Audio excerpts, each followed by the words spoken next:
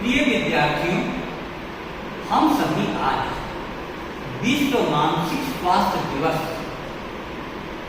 के उपलक्ष्य में हरदेव जोशी राजकीय कन्या महाविद्यालय के छात्राओं के प्रश्नों का जवाब दे रहे हैं। हमारे व्यक्तित्व में एक तन की परत है, दूसरी परत मन की है। तन तो दिखाई देता है किंतु मन दिखाई नहीं देता है।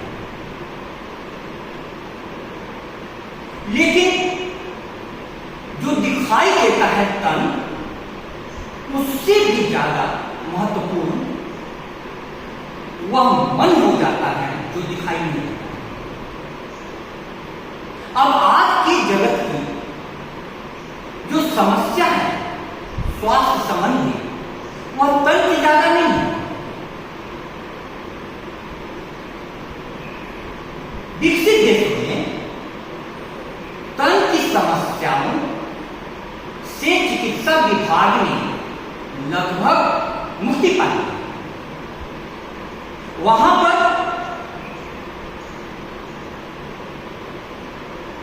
इतना पर्याप्त मात्रा में अन्न हो गया है, खाने पीने की सुविधा हो गई है कि लोगों के पास शारीरिक स्वास्थ्य की समस्या बहुत कम हो गई है। लेकिन एक दूसरी समस्या जो बढ़ रही है वह है मानसिक स्वास्थ्य की समस्या। अब मानसिक स्वास्थ्य की समस्या इतनी ज्यादा बड़े पैमाने पर खासकर कोरोना काल के बाद बढ़ी है कि पूरा विश्व अवसाद और आत्महत्या की बढ़ती संख्या से सकते में आ गया। आप सभी देखते होंगे कि आज बेरोजगारों की फौज एक तरफ बढ़ती जा रही है। इस कॉलेज की एक छात्रा जो शिक्षिका बन गई है, अब उसने मुझे फोन करके पूछा कि सर, कार्यस्थल पर हमें अनुकूल माहौल नहीं मिलता काम करने का। हम किस प्रकार से इस समस्या से निजात पाए? इसके कारण बहुत ज्यादा तनाव होता है। एक तो शिक्षकों को ऐसे काम दिया जाता है जिसमें उनकी प्रतिभा का सदुपयोग नहीं होता। दूसरी तरफ जो काम दिया जाता है उसमें भी इनिशिएटिव लेने की अथवा आगे बढ़कर ज्यादा से ज्यादा सीखने की परिस्थितियां नहीं होती। एक तरफ ऐसा जगत है, उसने मुझसे सलाह मांगी, और दूसरी तरफ 10 अक्टूबर 2024 का यह विश्व मानसिक स्वास्थ्य दिवस एक विशेष कारण से विशेष चर्चा में है। कार्यस्थल पर काम के दबाव के कारण जो मानसिक स्वास्थ्य की चुनौतियां आ रही हैं, उससे हम कैसे निपटें? आप देखो, एना नाम की एक लड़की EY Ernst and young company में काम करती थी, और काम के अत्यधिक दबाव के कारण उस लड़की की मौत हो जाती है। उसकी मां अनीता अगस्तीन ने पत्र लिखा EY के अधिकारियों के पास कि हमारी बेटी को इतना काम दिया जाता था कि वो रात को ठीक से सो नहीं पाता, और वीकेंड पर भी अर्थात सैटरडे संडे को भी वो काम के बोझ तले दबी रहती है। और इसका परिणाम यह होगा कि उस फिजिकली, मेंटली और इमोशनली रूप से वो टूट गई। मेडिकल जांच में जब डॉक्टर से उसकी मां ने दिखाया तो कुछ आया नहीं, लेकिन डॉक्टर ने कहा कि लड़की पर फिजिकली, मेंटली और इमोशनली रूप से बहुत ज्यादा प्रेशर है। तो एक तरफ हमारे पास बेरोजगार हैं जिनको कोई काम नहीं है, दूसरी तरफ जो कार्य स्तर पर सरकारी, खासकर सरकारी विभागों में एक आगे बढ़ने की प्रेरणा नहीं है, जैसा उस छात्रा का प्रश्न था कि शिक्षक हूं और गैर शैक्षिक काम ज्यादा लिया जाता है। तीसरी तरफ कॉर्पोरेट जगत में नई नई प्रतिभाओं से इतना ज्यादा काम लिया जा रहा है कि उनकी जान चली जाती है। लोग कॉर्पोरेट जगत से उनके ऑफिस में, एना के ऑफिस में बहुत सारे लोग त्याग पत्र दे रहे थे। उन पर अनीता अगस्ती, उनकी मां के अनुसार त्याग पत्र न देने का अधिकारियों ने दबाव बनाया और रात को सोते समय भी उनको कोई काम सौंप देते थे कि सुबह तक आपको करके देना है। अब ऐसे माहौल में हम सभी को विचार यह करना है कि कार्य संस्कृति कैसी हो। जीवन में दो महत्वपूर्ण बातें हैं। बहुत कम सौभाग्यशाली लोग ऐसे होते हैं जिनको मनपसंद काम मिलता है। मनुष्य की 4 प्रकार की वृत्तियां होती हैं। इस वृत्ति के आधार पर हमारे यहां 4 प्रकार के वर्ण बनाए हैं। किसी की ज्ञान की वृत्ति है तो ज्ञान की वृत्ति का व्यक्ति प्रोफेसर बनेगा, शिक्षक बनेगा, साइंटिस्ट बनेगा। दूसरा व्यक्ति शक्ति की खोज में है, शक्ति का खोजी पुलिस विभाग में, मिलिट्री विभाग में बनेगा। और राजनीतिक लोग, सत्ता का लोग, सत्ता से शक्ति आती है। तीसरे प्रकार के लोग धन के प्यासे हैं, वो लोग इंडस्ट्रियलिस्ट बनेंगे। व्यापारी वर्ग धन कमाता है। भारतीय संस्कृति में इनको श्रेष्ठी कहा जाता है। और चौथी वृत्ति के लोग होते हैं जिन्हें पता नहीं चलता कि हम क्या करें। ऐसे लोगों को असिस्टेंट करते हैं, सहायक करते हैं। वे सेवा भावी प्रमुख होते हैं। तो सेवा का सेक्टर इस चौथे में आएगा। तो आज कार्य संस्कृति पर जो प्रश्न चिन्ह उठ रहे हैं उसमें हमें यह विचार करना है कि आप सबसे पहले मनपसंद काम की खोज कीजिए। किसी को शुरू से ही पढ़ने में मन लगता है और उसको शिक्षा का जॉब मिल जाए, प्रोफेसर हो जाए, साइंटिस्ट हो जाए, वो दिन रात भी काम करेगा तो उसको थकान नहीं होगी, क्योंकि उसकी रुचि का काम है। रुचि का काम है। अब्दुल कलाम साहब दिन रात पढ़ा करते थे, लेकिन अधिकतर लोगों को ऐसा सौभाग्य नहीं मिलता है। तो दूसरा क्या उपाय है? दूसरा उपाय है कि जो भी काम मिला आप उसको पसंद करना शुरू करें, उसको पसंद करना शुरू करें। अब ऐसी स्थिति में हमें यह जानना है कि कॉर्पोरेट जगत मुनाफा कमाने के कारण नई प्रतिभाओं से बहुत ज्यादा काम ले रहा है। इन्फोसिस के को फाउंडर श्री नारायण मूर्ति जी ने कहा कि प्रति सप्ताह युवाओं को 70 घंटे काम करना चाहिए। उस बात पर देश भर में बहुत प्रतिक्रियाएं हैं। 70 घंटे काम करने वाली वृत्ति भारतीय मन की नहीं थी, लेकिन उन्होंने आह्वान किया। तो दूसरी तरफ यह कहा गया कि यदि काम ज्यादा नहीं करेंगे तो विकास कैसे होगा। अब यहां पर एक महत्वपूर्ण प्रश्न उठता है, work life balance. Work life balance, काम और जीवन में कैसे संतुलन स्थापित किया जाए। काम तो करना ही है। गीता में श्री कृष्ण भगवान ने कहा है, कर्मण्येव अधिकारस्ते मा फलेषु कदाचन। कर्म में ही तेरा अधिकार है, फल में कभी कर ऐसा नहीं हो कि हमारा स्वास्थ्य बिगाड़ दे, क्योंकि हम लोग काम किस लिए करते हैं?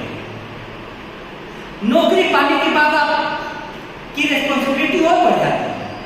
अभी आप छात्र का जीवन जी रहे हैं, छात्रा का जीवन जी रहे हैं, उसके बाद नौकरी लग जाएगी तो व्यक्ति शादी करता है, गृहस्थ जीवन जीता है, उसके पारिवारिक दायित्व हो जाते हैं, सामाजिक दायित्व हो जाते हैं। पारिवारिक और सामाजिक दायित्व को भी तो हमें निभाना पड़ता है, माता पिता की सेवा करनी पड़ती है। तो ऐसे में हमको यह देखना है कि वर्क और लाइफ में बैलेंस कैसे बैठे। आपको यह सब विचार करना पड़ेगा।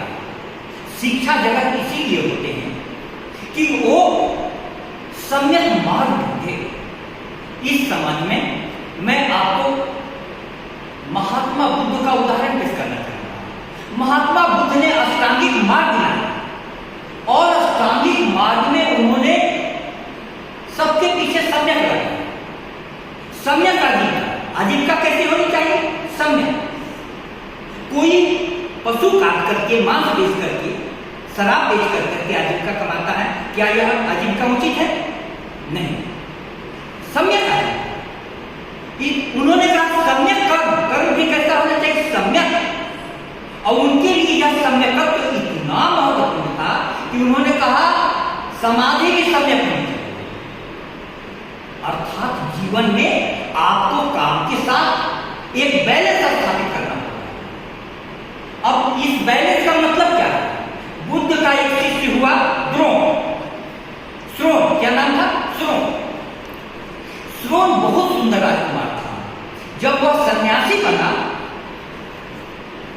तो उसने अति का रास्ता अपनाया। अति का रास्ता का मतलब, अन्य सन्यासी जब पथ पर चलते थे तो वह नीचे पथरीले और कंकरीले मार्गों पर चलता था। जब दूसरे सन्यासी 2 समय खाते थे तो वह 1 समय खाता था। जब दूसरे सन्यासी सैया पर सोते थे तो वह नीचे कांटों पर सोता था। 6 महीने में उसके सारे शरीर सुख कर लकड़, आभाविहीन, सौंदर्यविहीन हो गया। बुद्ध को जब पता चला तो बुद्ध गए, उन्होंने श्रोण को बुलाया कि श्रोण, मैंने सुना है कि तू बीना बहुत अच्छा बजाता है, तू एक प्रश्न का जवाब दे। बीना के तार यदि ढीले हैं तो क्या बीना से आवाज आएगी? श्रोण ने कहा कि नहीं, कैसे आवाज आएगी? उससे कोई टंकार ही नहीं उठेगा। तब उन्होंने कहा कि बीना के तार यदि बहुत कसे हो तो कहा कि भगवान टूट जाएगा। यदि हम काम नहीं करेंगे तो आलस में पड़ जाएंगे और बहुत ज्यादा काम करेंगे तो तनाव में आ जाएंगे। यह कहानी हमें क्या सिखाती है? भारतीय संस्कृति की दृष्टि यह है कि अर्थ कमाना जरूरी है, लेकिन अर्थ को इतना महत्व दिया है भारतीय संस्कृति ने, पुरुषार्थ चतुष्टय में रखा है। धर्म, अर्थ, काम, मोक्ष। लेकिन धर्मानुकूल अर्थ हो तब वह तुम्हें मुक्ति प्रदान करे। धर्मानुकूल काम हो तब तुम्हें वो मुक्ति प्रदान करे। कोई भी अर्थ और काम साधन है। जीवन साधन हमारे व्यक्तित्व में शारीरिक पक्ष भी है, हार्दिक पक्ष भी है, बौद्धिक पक्ष भी है। इन सब में एक संतुलन होना चाहिए। अनीता अगस्टिन द्वारा लिखा गया पत्र आज चर्चा का विषय है। नारायण मूर्ति जी द्वारा दिया गया विचार कि 70 घंटे युवाओं को काम करना चाहिए, यह भी विचार का विषय है। लेकिन विश्व मानसिक स्वास्थ्य दिवस के दिन हमें यह सोचना होगा कि काम किस हद तक है। काम के लिए अनुकूल परिस्थितियां भी तो चाहिए। तो एक तरफ तो सरकारों को इस बात का ध्यान रखना होगा कि जो पढ़ने की रुचि वाले लोग हैं उनको शिक्षा जगत में अवसर मिले रुचियों के अनुसार, और दूसरी तरफ कार्यस्थल पर अनुकूल परिस्थितियां हो।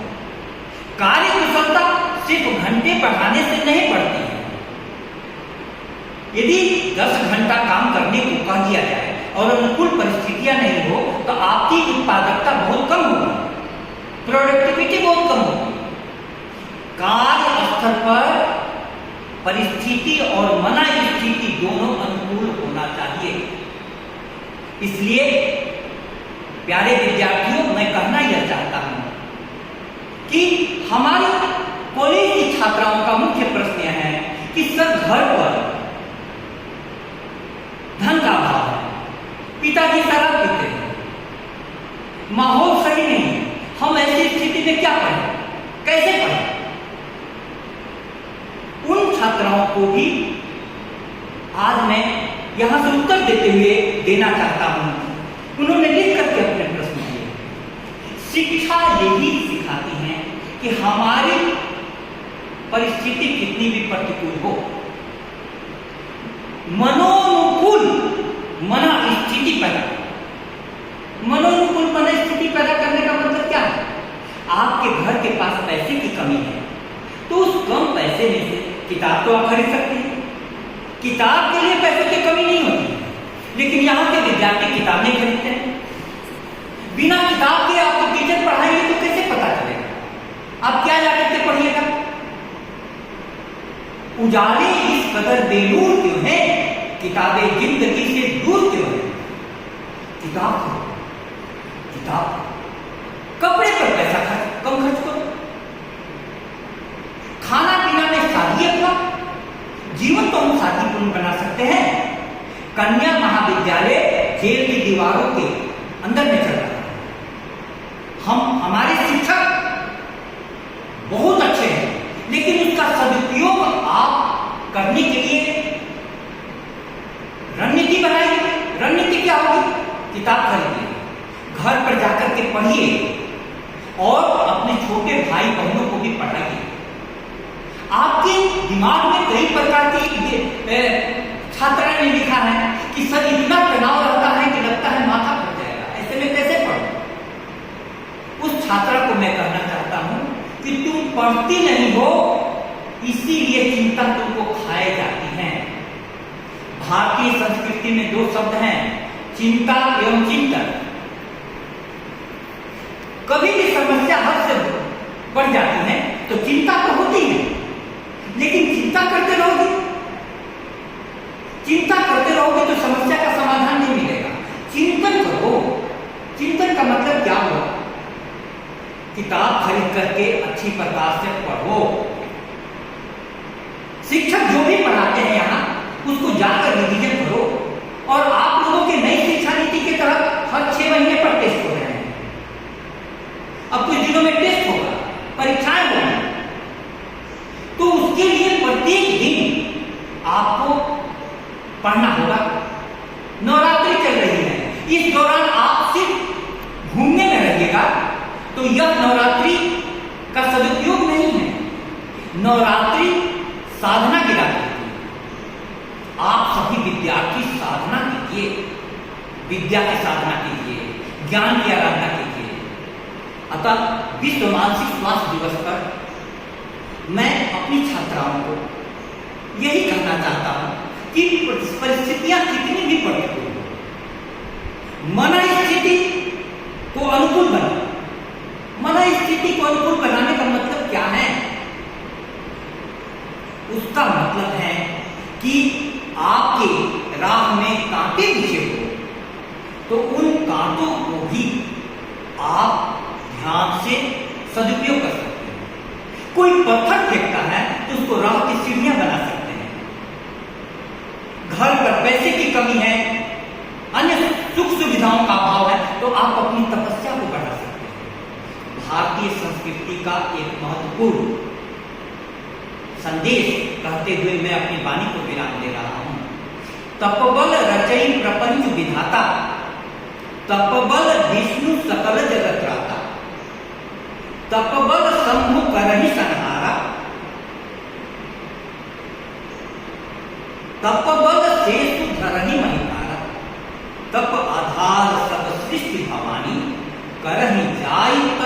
असत जिया जानी, भारतीय संस्कृति ने तब शब्द दिया है। तब का अर्थ क्या होता है? जीवन की चुनौतियों को तुम स्वीकार करो। तो कार्यस्थल पर यदि प्रतिकूल परिस्थितियां हैं, उसको देखो मनोनुकूल कैसे बनाए। घर पर यदि पढ़ने की परिस्थितियां नहीं है तो उसका सदुपयोग कैसे करें। और कॉर्पोरेट जगत में जो ज्यादा काम के बोझ से प्रतिभाएं दबाव में आ रही हैं, उनकी जान जा रही है, उस पर भी विचार करना होगा कि काम साधन है, साधन नहीं। आप अपने कर्मचारियों के शारीरिक और मानसिक स्वास्थ्य का ध्यान रख करके अपनी उत्पादकता बढ़ा सकते हैं। बहुत बहुत